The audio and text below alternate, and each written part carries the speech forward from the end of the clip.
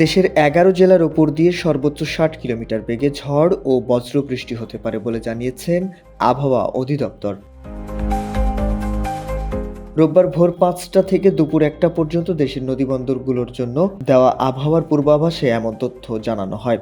আবহাওয়াবিদ doctor Mohammad Abul Kalam মল্লিকের সই করা বিজ্ঞপ্তিতে বলা হয়, রাজশাহী, রংপুর, ময়মনসিংহ, খুলনা, বরিশাল, পটুয়াখালী, নোয়াখালী, কুমিল্লা, চট্টগ্রাম, কক্সবাজার এবং সিলেট সমূহের উপর দিয়ে দক্ষিণ অথবা দক্ষিণ পূর্ব দিক থেকে ঘন্টায় ৪৫ থেকে ৬০ কিলোমিটার বেগে অস্থায়ীভাবে ঝোড়ো হাওয়া সহ বজ্রবৃষ্টি হতে পারে। এ সময় এসব এলাকার নদীবন্দরগুলোকে ১ নম্বর সতর্ক সংকেত দেখাতে বলা হয়েছে। এদিকে সারা দেশের জন্য দেওয়া ১২০ ঘন্টার পূর্বাভাসে বলা হয়েছে, ময়মনসিংহ, বরিশাল, চট্টগ্রাম ও সিলেট বিভাগের অনেক জায়গায় এবং রংপুর, রাজশাহী, ঢাকা ও খুলনা বিভাগের ২-১ জায়গায় অস্থায়ীভাবে দমকা হাওয়া সহ মাঝারি ধরনের বজ্রবৃষ্টি হতে পারে।